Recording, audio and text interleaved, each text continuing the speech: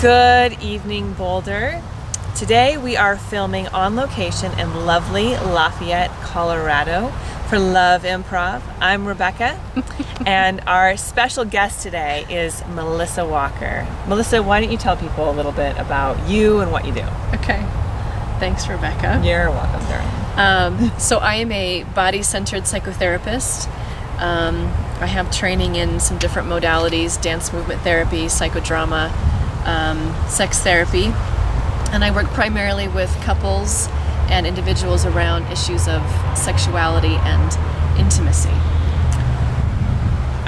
Quite the repertoire. That's really great, and it's a lot of fun. It definitely sounds like that. Mm-hmm. So we were doing a little talking off camera and really centered on today's topic being about the evolution of commitment.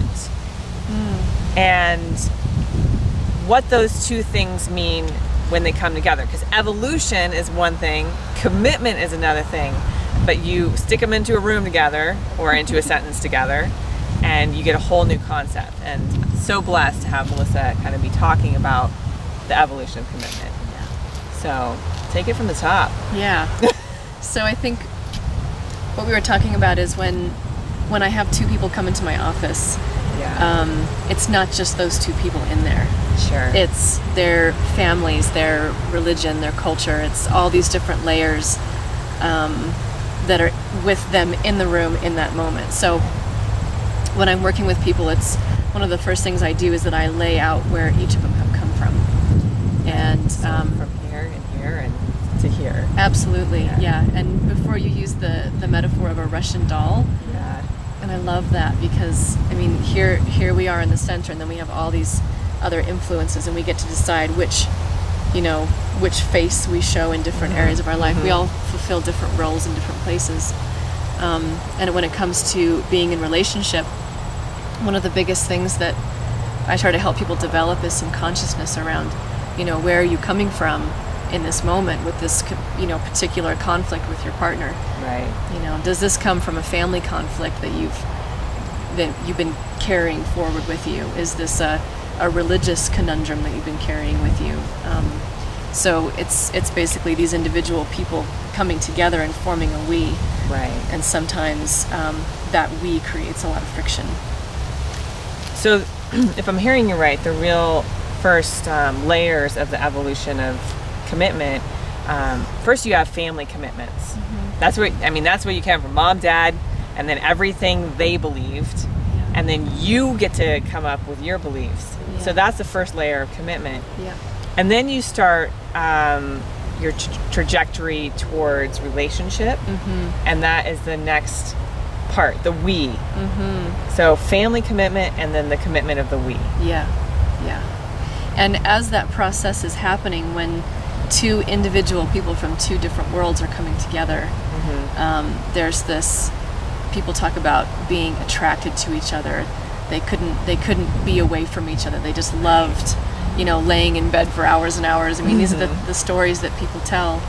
And Esther Perel calls that the erotic synapse. Nice. That when you have two people with their individual boundaries because they come from individual places coming together, there's enough room for those fireworks to go off.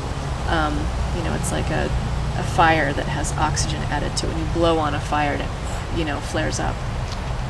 So it sounds like one of the hard parts, or the challenging parts to navigate once you become the we, is having enough room to breathe. So maybe you could talk a little about, like you said, you bring consciousness or awareness to that area, and how do you do that?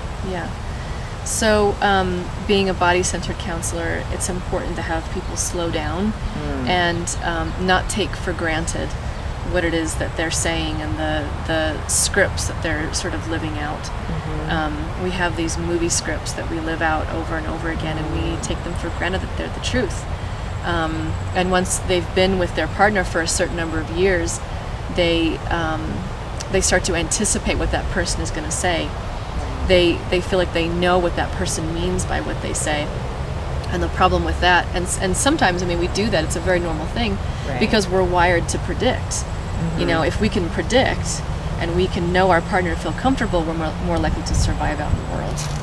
So when it comes to predicting what somebody else is going to do and taking it for granted, we're not seeing who that person is in the moment.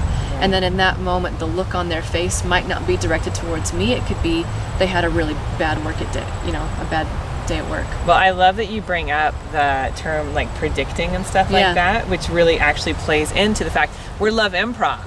And truly, when you come into it, it's like, can you survive the improvisation? Can you survive beyond always needing to predict and to have enough room to breathe? So these sound like all the components of the first kind of steps of the evolution of commitment. And we're going to be talking a little bit more, it sounds like, about what it looks like after you get past the we and all of that. So if people want to ask you questions specifically or get a hold of you, how can they do that? They can go to my website at melissawalkerdmt.com. DMT stands for Dance Movement Therapy. Great. Thank you so much for coming on. Thank you. I'm Rebecca. Keep it sexy. Bye.